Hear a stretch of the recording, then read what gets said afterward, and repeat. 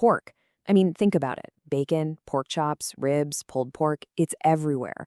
But what if I told you that behind this super common meat, there's this incredibly complex story? Well, that's exactly what we're going to unravel right now. I mean, this isn't just a popular food. It is a true global staple. Billions of people rely on it as a primary source of protein. You can find it sizzling in markets all across East Asia, in classic European kitchens, or, at a good old-fashioned backyard barbecue in the Americas. It is just everywhere. And that's the big question, isn't it? The paradox at the heart of all this. How can a food be so popular and, at the same time, so controversial? It's kind of wild. It's cherished by millions, but strictly forbidden for millions of others. It's celebrated for its nutrition, and yet it's constantly scrutinized for health risks. We are going to solve that mystery. And let me tell you, the answer is not simple. It's more like a fascinating puzzle, with pieces from ancient culture, modern science, and, get this, a fundamental biological fact about the animal itself that changes absolutely everything. Okay, so first up, let's just look at the clues that are right there on the surface. The cultural divides, the health debates, all of the stuff that swirls around pork. The world is literally split down the middle on pork. In places like China and Germany, it's a cornerstone of their culinary heritage.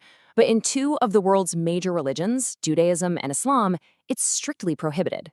That stark divide shows you right away that this is about way more than just nutrition. It's about belief, it's about identity. Then, to add another layer, you've got the whole health dimension. But we have to be specific here. When we say pork, what are we really talking about? Are we talking about a fresh, unprocessed pork chop? Or are we talking about things like bacon, ham, and sausages?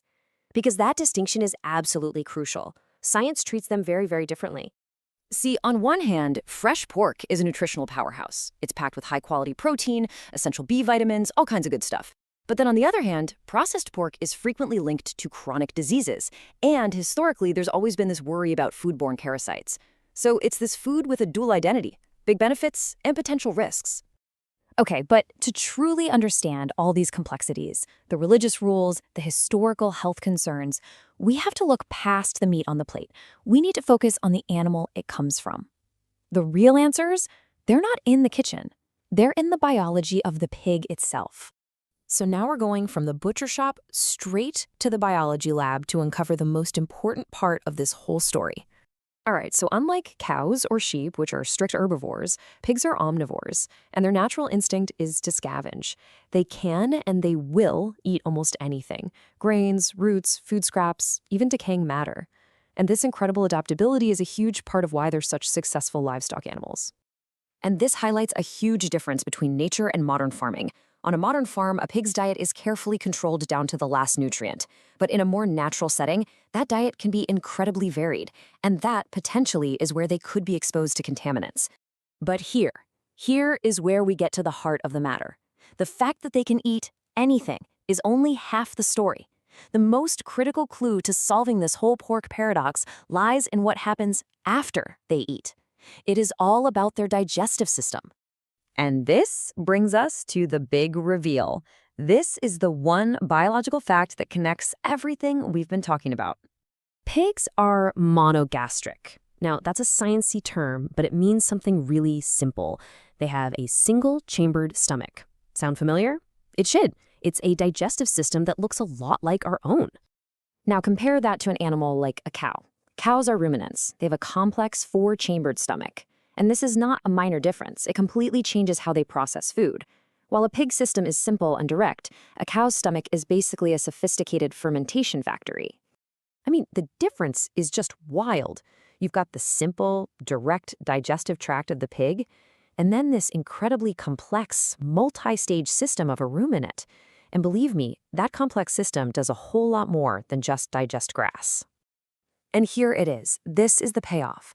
That multi-chambered stomach in a cow acts as a natural detoxification and filtering system. The long fermentation process can actually break down or neutralize some toxins and pathogens before they're ever absorbed into the animal's body. Pigs, with their simple stomach, just don't have that built-in safety net.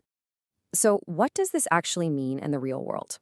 Well, this biological reality is exactly what modern pig farming is designed to manage. Because there's less internal filtering, whatever a pig eats, good or bad, has a much more direct path into its system, into its tissues. This makes pigs far more dependent on the quality and cleanliness of their food than an animal like a cow would ever be. And this explains that whole historical association with parasites like trichinella.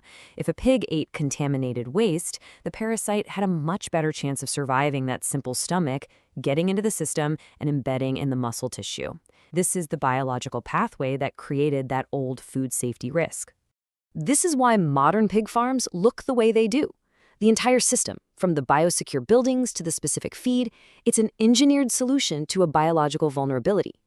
We can't change the pig's digestive system, so we've completely changed its environment instead. So today's solution is a three-part system: incredibly strict control over feed, super hygienic housing to prevent any contamination, and then robust food safety and inspection protocols. Modern farming essentially acts as the external filter that the pig's own biology doesn't have. And suddenly, it all just clicks into place.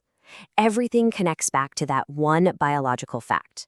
The monogastric system helps explain the historical health concerns, which in turn influenced cultural and religious traditions. It dictates modern farming practices and drives the entire economics of the industry. It all comes back to the gut. The story of pork is just this powerful reminder that the food on our plate is so deeply connected to the biology of the animal it came from. And it really makes you wonder, doesn't it?